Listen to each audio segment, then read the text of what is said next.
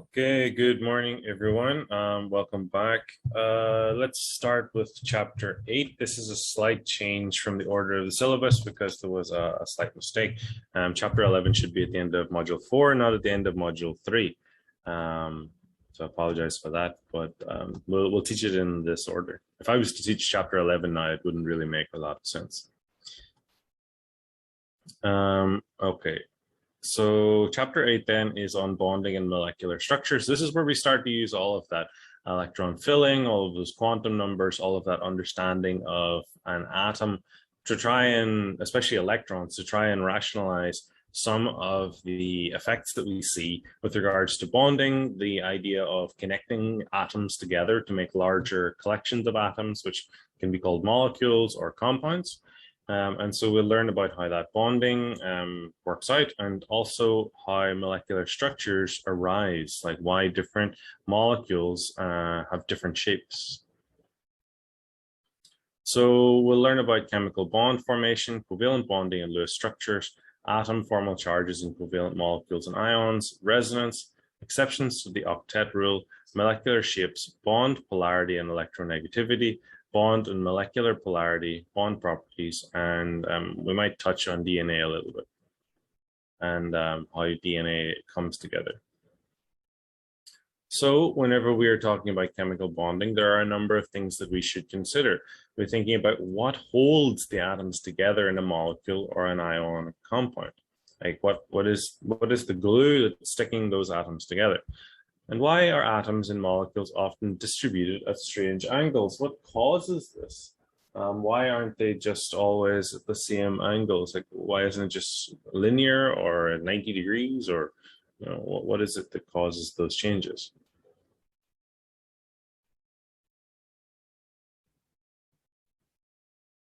Another thing is, why are molecules three-dimensional? Why don't they just go in 2 dimensions? That would be much easier for our pages. It'd be easier for us to draw them. Can we predict the structure of a compound? So based on the atoms involved and the different bonding structures, can we in fact predict the structure of a compound? And how does the structure relate to the chemical and physical properties? So how do the structural properties change, like things like the boiling point or the melting point of our particular, or the density even, or viscosity of our compound? So the bonding here is the forces that hold adjacent atoms together. So this is what we're talking about whenever we consider things like chemical bonds. So like in a lot of polymers and plastics that we have, they're held together by strong carbon-carbon bonds as well as other types of bonds. So there's 2 carbon atoms together. Why do they particularly want to be bonded to each other? What is it that encourages them to stick together? So here in we have different types of bonds, one of them being covalent. This is probably one of the most common types of bonding. And here we have electron sharing from the outermost shell. So we learned about the different principal quantum numbers, the different shells that exist in an atom or element. And those are those inner shell ones, the lower principal quantum number shells. They're not really accessible. It's really just the outermost shell, or sometimes called the valence shell. Ionic, here we have electron transfer from the outermost shell. So if we recall back, we learned about things like ionization energy, which is the energy required to remove an electron. That tended to be a positive energy. We needed to give energy to the system. And then we also had ionic bonding, which was electron affinity. So that was the gaining of an electron. Generally, that's kind of exothermic. And what happens was that we had a kind of what do you call this? We had an increase in the number of electrons on our ion or molecule. Metallic then, so these are metal atoms which are adjacent to each other, and then they have a valence electron, which is kind of mobile. It sort of floats over the entire structure. So all of this is one of the reasons why metals conduct electricity. We'll touch on this very briefly, but metallic bonding involves metal atoms being beside each other, and then all of their electrons being kind of shared in this sort of what's called a sea of electrons. And so this extends over the entire metal surface, and that's one of the reasons why a lot of metals like copper conduct electricity. So in most chemical compounds, electrons are shared unequally between atoms. The boundary between covalent and ionic are somewhat objective. So yeah, this is the other thing. Like, so there is a certain degree of ionic character and covalent character in a lot of bonding. It's not necessarily true that one type is purely covalent and not involving at least some form of ionic, because some elements are have a higher affinity for electrons than others. And so even if their bonding is typically covalent, it can have some ionic character. So ionic bonding involves the complete transfer of one or more electrons. So the metal atom here, sodium, has one valence electron. It's in group 1A, if we recall. So its ionization energy is going to encourage it to lose this electron here. And then chlorine is in group 7A, so it really likes to gain one more electron. So they're both trying to reach their noble element configurations. Remember that, the noble element which is closest to them. And so what happens is we have this electron transfer from the sodium to the chlorine. Why is my cursor not working? Okay, there we go. So sodium to chlorine. So again, this electron is transferred. So this is an example of a very purely ionic sort of compound. So electron transfer here from the reducing agent to the oxidizing agent. If these words don't really make sense to you yet, that's okay. But basically, sodium transfers an electron to chlorine, and we end up with a sodium cation, so that's a positively charged ion, and a chlorine anion, that's a negatively charged ion. So this is an ionic compound, and the ions have noble gas electron configurations. So, excuse me, sodium has gone back to, what's that, neon, and chlorine has gone forward to, I think, argon.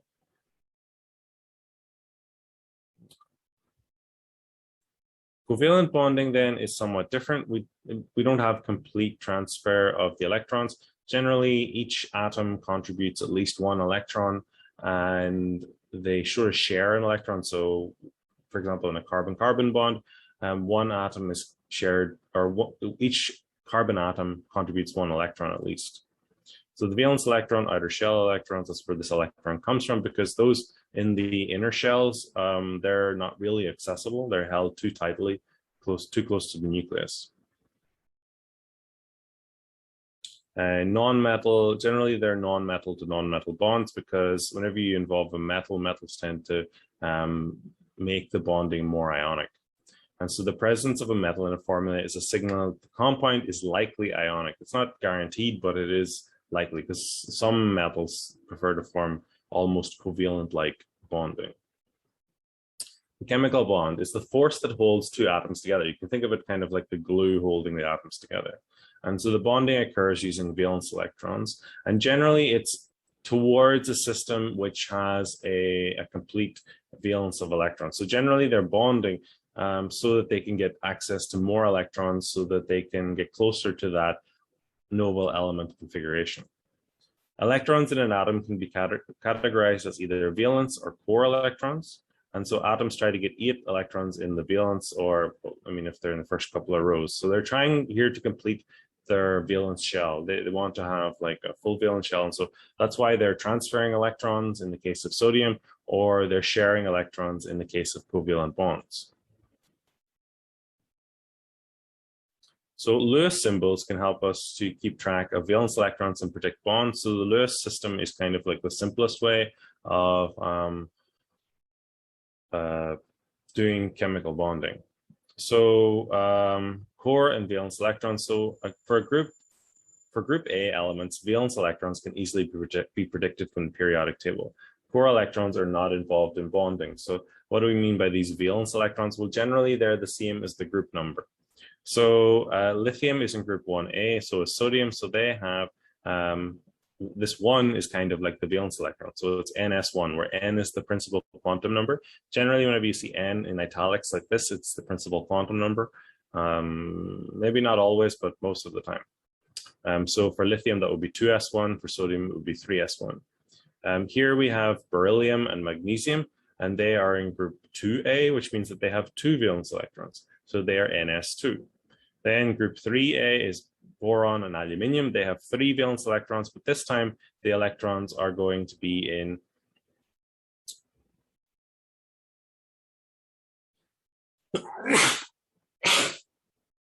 sorry. So the boron and aluminium then, so they're group 3a, so they have 3 valence electrons. So it's going to be ns2np1, because remember the s orbital can only have a maximum of 2 electrons. So the next one goes in the p orbital. So each one of these dots is kind of one of these valence electrons. They're not paired together as such here. They're kind of what we do is we sort of put them diametrically opposed from each other, so like they're kind of on the poles, so north, west, east, and then we would fill the next one, the fourth one, south. So we only start pairing them whenever we get to 5 or 6 or 7 or 8. So 4a, that's 4 valence electrons, ns2, np2, 5a, ns2, np3, 6a, ns2, np4. So with 6 valence electrons, 7a, 7 valence electrons. And then group 8a, which is the noble elements, they have a full valence of, well, fermion group elements, or 8 electrons. So these, the A kind of represents those elements that are in the S and P block. The D block elements don't have groups with an A on them. So how many valence electrons are there going to be in phosphorus? Phosphorus is in the same group as oxygen. So anyone have any ideas?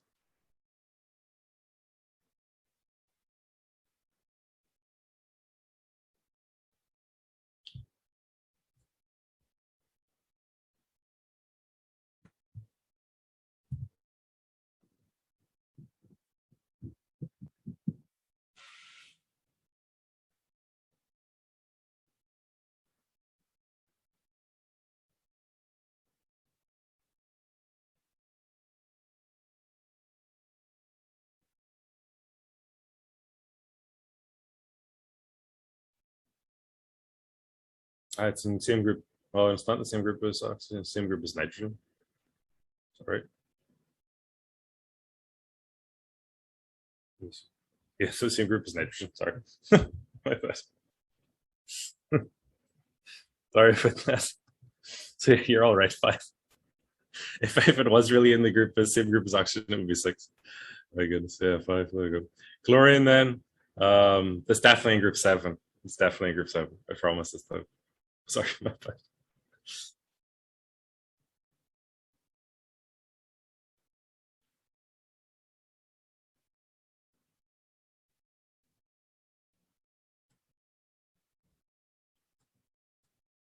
Okay, let's make it a little bit more challenging. How many p electrons are there in chlorine? So this is group 5a. So as S2, you just give me n, np, whatever, it's fine. Or just the number is fine. This is np3. Yeah, all right, very good. Group 7a. It's going to be S2 P5. Very good, very good. That's a terrible 5. It's in the third row of periodic table. Yeah, it is. So that's going to be, I think it's going to be 3. So that's 7. Carbon then. Well, we just looked at carbon. How many valence electrons does it have? All right. The p electrons then? How many p electrons does it have?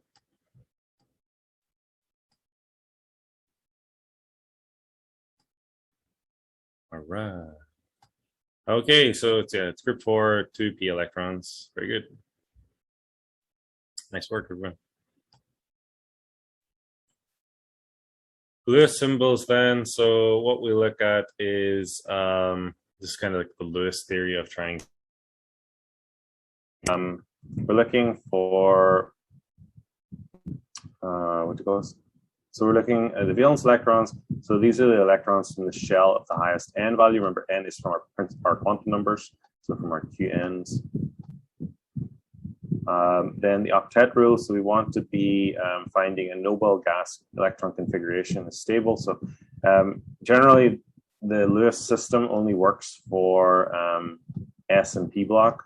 So it's only going to be like groups 1A to 8A it works for. The transition elements in the D block it doesn't really work for. So that means that a stable electronic configuration is going to have this in its valence. Yeah, okay, there we go. Useful only for A group elements. So this is 8 electrons. So the noble elements generally have this kind of configuration in their S and P electrons, this NS2, NP6. And then this is what the purpose of this covalent or Lewis bonding is to create a noble gas electronic configuration. Follow this octet rule. So the Lewis system is a simple system to help keep track of electrons around atoms, ions, and molecules, and was invented by G.N. Lewis, a scientist. If you know the number of electrons in the valence shell of an atom, it's very easy to write out the Lewis symbol. So let's review the basics of Lewis structure. So you might already know a little bit about this. If you don't, let's just go over it. So everyone's on the same level. So here we have an element X, and we're filling in the electrons in these boxes. So each box can hold up to 2 electrons. Initially, we fill it in 1, 2, 3, 4, 5, 6, 7, 8, or well, you could go in any order really. Basic rules. So draw the atomic symbol. Here we've written X, but it could be chlorine, Cl, magnesium, Mg. This represents the atomic nucleus along with the core elements. Treat each side as a box that can hold up to 2 electrons. So each one of these can hold 2 electrons. And then count the electrons in the valence shell. So this is also the group number. So start filling boxes. Don't make pairs unless you need to. So for example, magnesium is in group 2A. And so we would fill in, for example, 1 electron, 2 electrons. If we wanted carbon, that's group 4A. We would fill it in. So it's 1, 2, 3, 4. Okay, basically like that. Then the next one, if you went to group 5A, which could be oxygen, or sorry, nitrogen even. Goodness, can't get this right at all. Don't know, must be too early in the morning.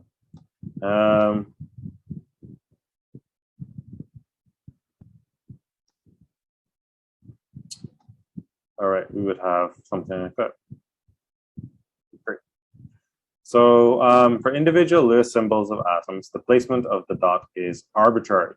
So all of these are equivalent. So there's no difference between putting the dot for lithium on this side, that side, this side, this side. It has 1 valence electron. It doesn't really matter where it is. These are just a schematic drawings, simple drawings. It's not really like perfect. So again, this is what we saw before. The Lewis element dot symbols for main group atoms. So for example, lithium is in group 1A, it has 1 dot. Carbon, group 4A, has 4 dots. Phosphorus, 5A, it has 5 dots. Oxygen, 6 dots. You can see that they start to pair up after the 4th one. So here, each one's individual, that's 4 electrons. Here we have 5, so one of them has to be paired, and so on. Concept check. What is the electron configuration of carbon? We already did this. 1s2, 2s2, 2, 2. What is the Lewis structure? Oh, there's no way I can get you to draw that out. But basically, we just saw it on the previous slide. It's this here, this carbon with 4 dots. There we go. Carbon with 4 dots around it. Hopefully, you knew that. Lewis structures then. So this double dot, which represents 2 electrons, is the same as this dash, which is a bond. So chlorine can be separated by 2 dots. and this tells us that the chlorines are bonded together, or we can put a line. The line is definitely more common. So like something like that. Okay. So lone pair and bonding pair. So lone pairs are like electrons which are paired but are not involved in bonding, like the ones I'm drawing here. Because whenever chlorine forms this bond here, this is a single bond, so it includes 2 electrons. So chlorine must get 6 other electrons to fill its octet. So 1, 2, 3 pairs, that's 6 electrons. So that has 8 electrons, and it's really happy.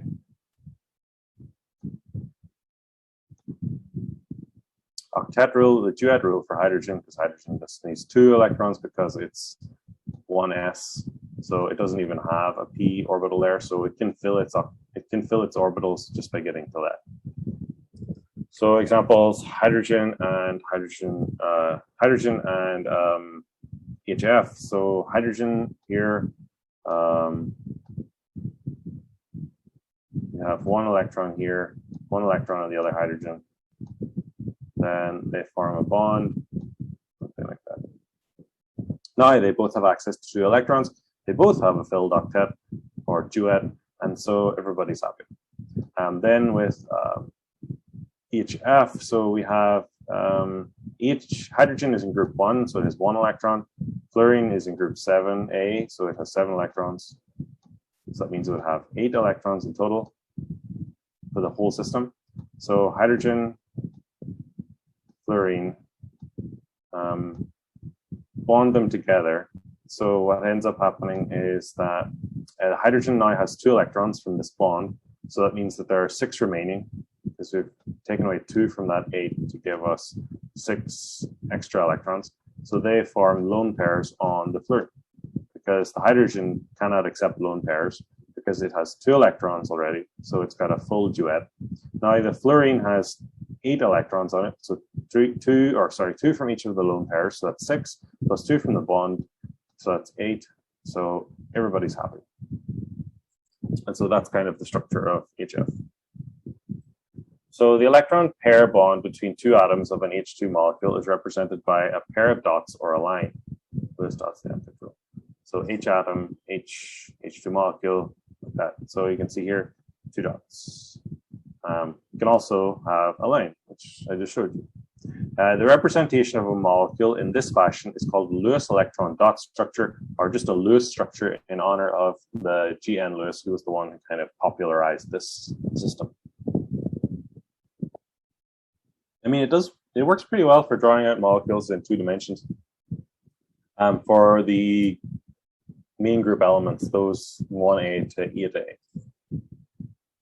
So Lewis dot structures in the octet rule. When other covalent species form, there are additional electron pairs that do not participate in bonding. These are called lone pairs, or LP. So here we have hydrogen here with its single electron. Here we have fluorine with its 7 valence electrons. It's in group 7A, remember. Same as chlorine. And so whenever it comes together, it shares this electron. This electron is shared with fluorine, and then this electron is shared with hydrogen. And so we end up with this bond here. So this is the bonding pair, and then we have the lone pairs here. Those are our lone pairs. And so fluorine still has 8 electrons, and so it has an octet. Hydrogen fluoride then forms HF.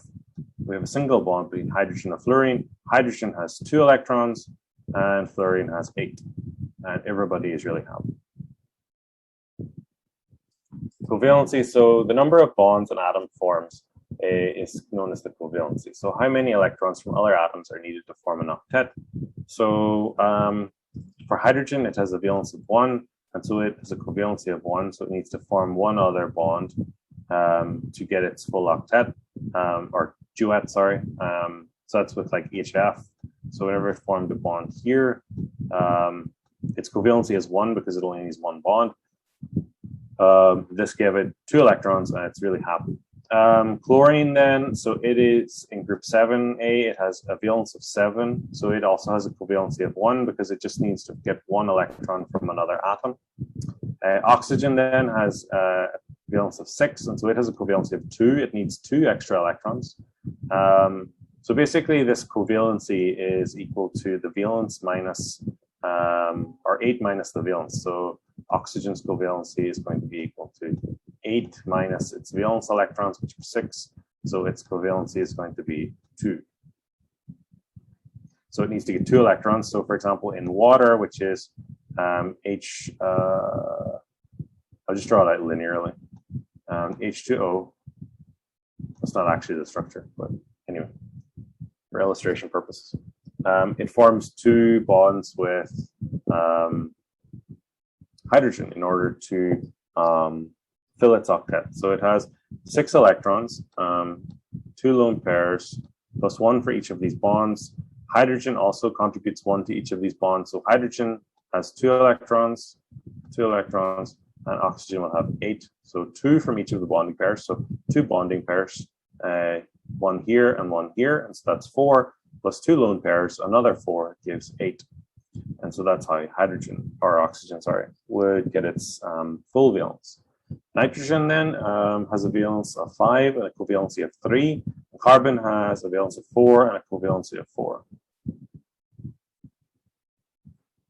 So writing out the structure, so calculate the total number of valence electrons, and then any anions or cations add 1 electron for each negative charge and subtract 1 electron for each positive charge. Then we write out a skeleton structure. In general, the least electronegative atom occupies the central position. Hydrogen and fluorine occupy terminal positions.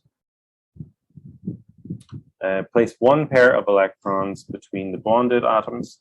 Complete the octets of the atoms attached to the central atom by adding electron pairs, and then count the total numbers of electrons, subtract from step 1, and place any remaining electrons on the central atom in pairs. If the central atom has fewer electrons than an octet, form double or triple bonds as necessary. Hydrogen atoms will never have lone pairs or multiple bonds. Multiple bonds then, so for example, acetylene is C2H2, so it has a triple bond. Nitrogen also has a triple bond. So atoms that have a tendency to form multiple bonds are C, O, and sp. So I'll do this one then. Oh. There we go. So let's see. So acetylene then, so it has tried. Remember that our rule says that hydrogen should be the terminal atoms, like this. So how many total electrons do we have? So carbon gives us 4, so there's 2 carbons, so that's 2 times 4 from the valence, because carbon is in group 4A, plus 2 times hydrogen, which is in group 1A, I guess. So that's 2, 1, so that gives us 10 valence electrons.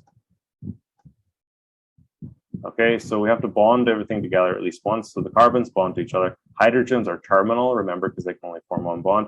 So how many electrons is that? That's 3 bonds, 2, 4, 6. That's going to be 6 of our 10 bonds are involved in bonding. So that leaves us with 4 remaining. So minus 6 leaves us with 4 remaining bonds.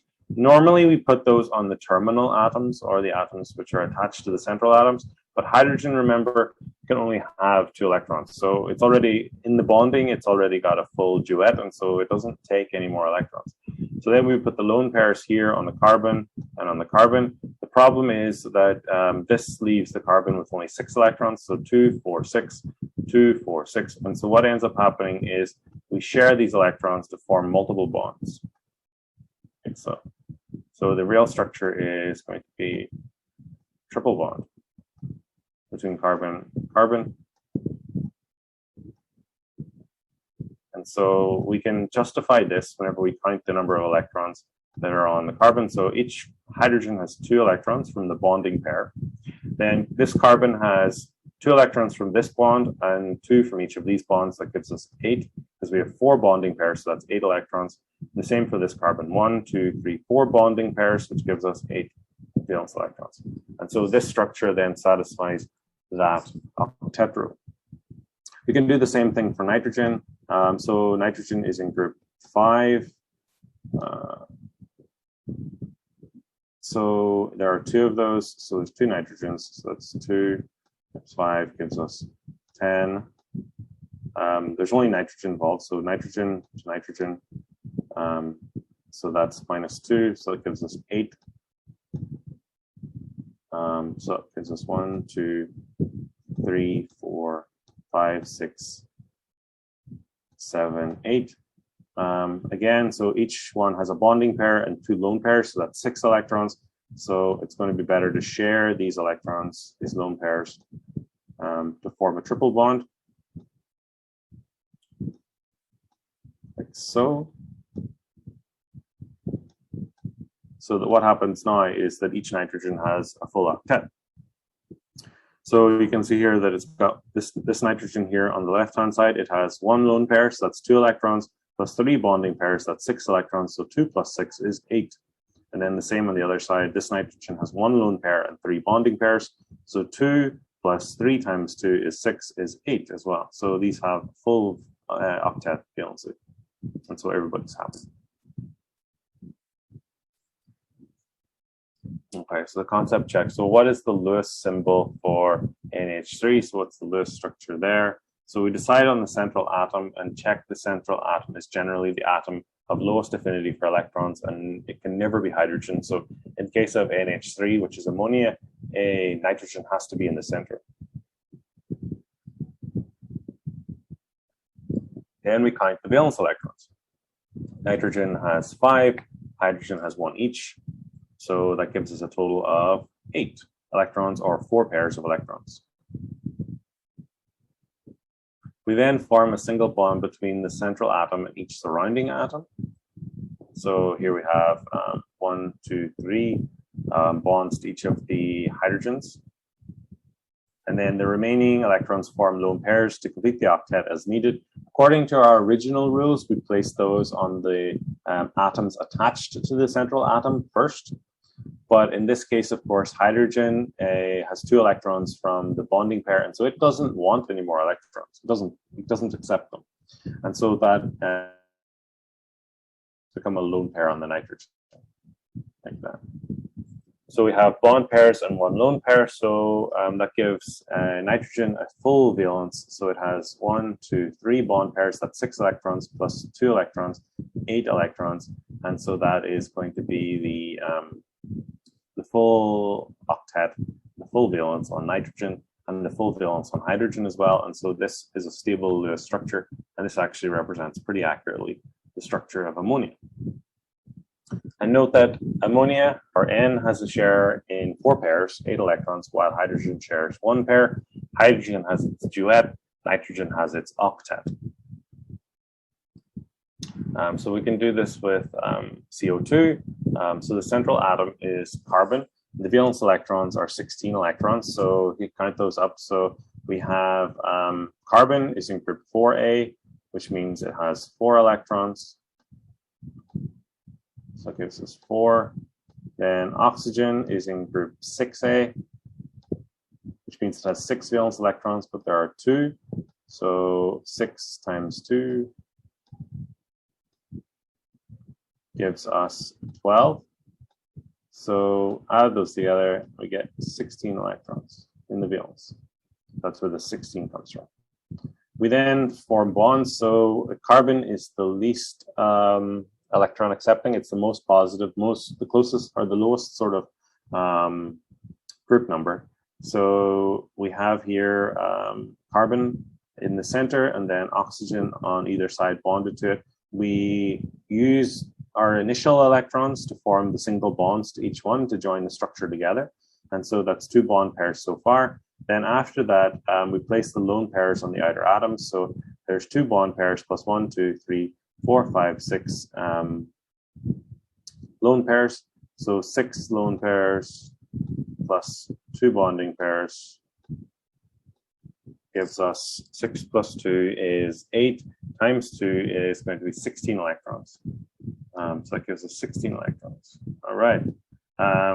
Here, oxygen has 8. Here, oxygen has 8. So 3 lone pairs, 1 bonding pair, 8 electrons. Perfect. Here as well, 3 lone pairs, 1 bonding pair, 8 electrons. Great. Carbon then has 2, 4 electrons only. And so it is not great. Thumbs down. It wants to have more electrons. And so what could be the possible solution to that? Well, the possible solution is for the oxygen to share its electrons instead of keeping them all to itself.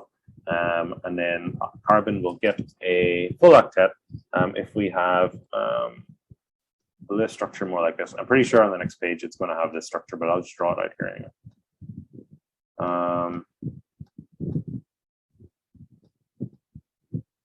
So we take one of the lone pairs here and we share it with carbon and the other lone pair.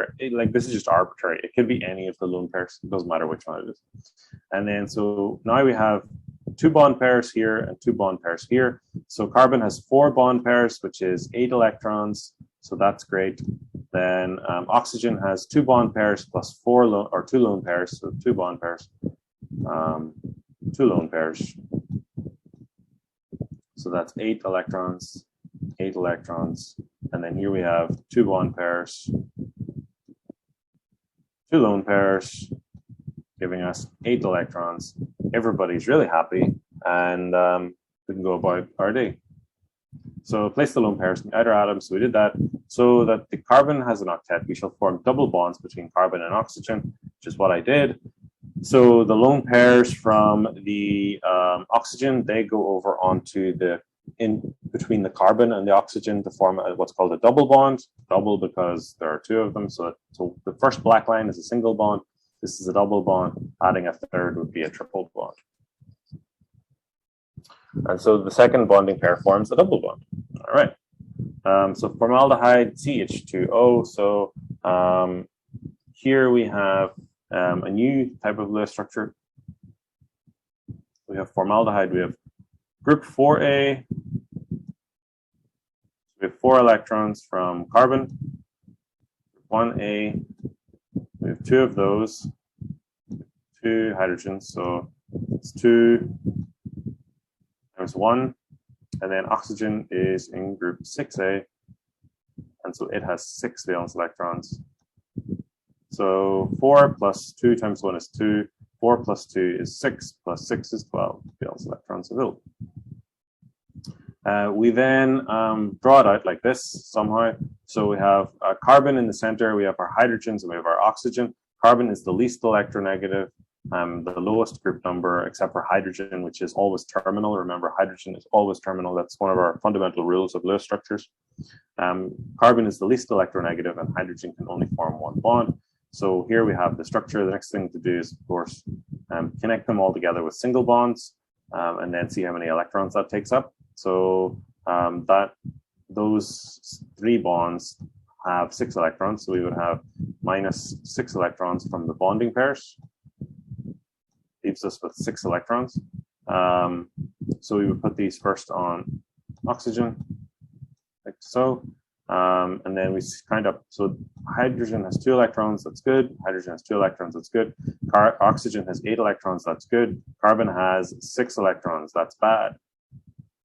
So what will end up happening is this lone pair will pass its electrons to form a bonding pair. We will form a double bond here, and then carbon will have 8 electrons, and we'll all be happy.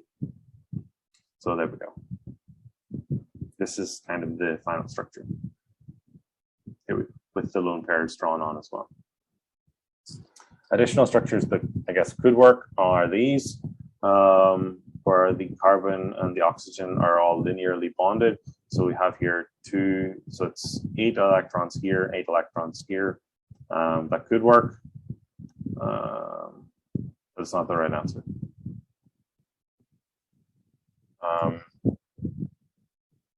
So the correct structure is here. This one is wrong, and this one is wrong as well. Although from Lewis theory, you could draw them out and they could be, that could be acceptable, but remember that our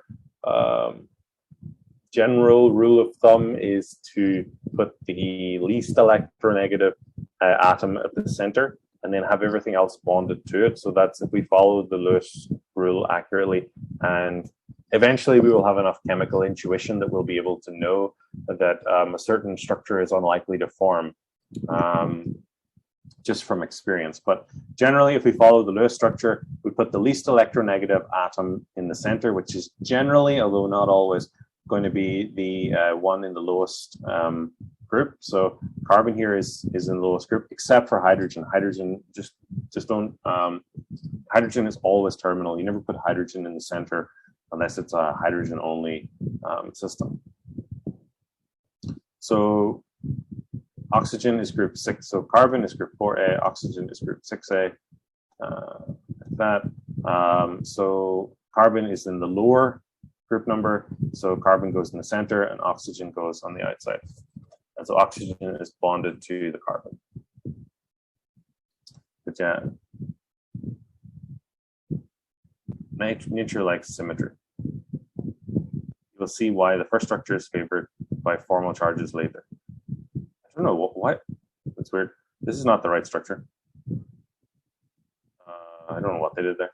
This would be carbon here and then oxygen here. That's weird. I don't know what they were thinking. Carbon. Oxygen. So nature likes symmetry. You'll see why the first structure is favored by formal charges later. So we'll consider formal charges as well. So write Lewis structures for silicon oxide, methane, and IBr2+, and we'll see what is the shape of these species. We'll learn more on that later. So I'll just do the first one, I guess. So silicon is in group 4A, if I recall. Let me just check that. I had a problem earlier with my periodic table. Silicon is indeed in group 4A. So I'll just do for silicon, then I'll let you do or methane, CH₄, and IBr2+ in your own time. So silicon is in group 4A. So it's going to be 4 valence electrons. And then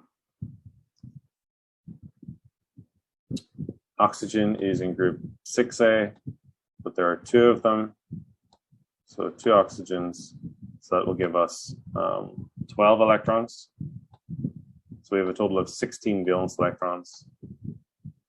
Then we put silicon in the middle because it's the lowest group number, or technically the least electronegative, but we haven't encountered electronegativity yet. Okay, like that. So we bonded them together, like so. Then that gives us, so that's 2 bond pairs, so that's minus 4 electrons. That leaves us with 12 electrons to fill in as lone pairs. So oxygen, oxygen, oxygen.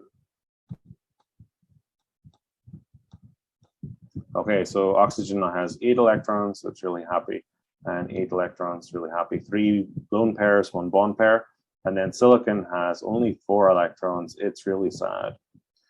So it asks its friends, oxygen, can you share some of your electrons with me? Seems like you have electrons which are just doing nothing. So oxygen says, sure, why not? And we end up with a new structure.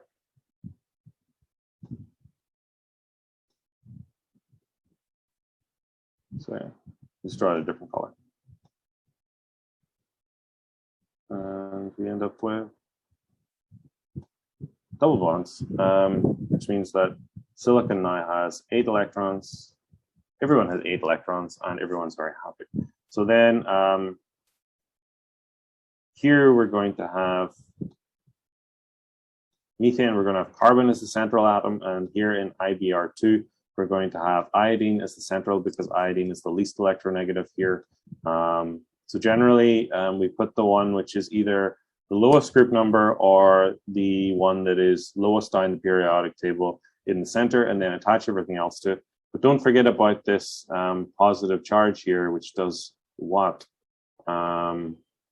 it reduces the number of electrons we have by 1. And so then we're drawing everything out here really linearly. But is that really the shape? Is our molecules two-dimensional? We learned at the very beginning that they are not. They're in fact three-dimensional.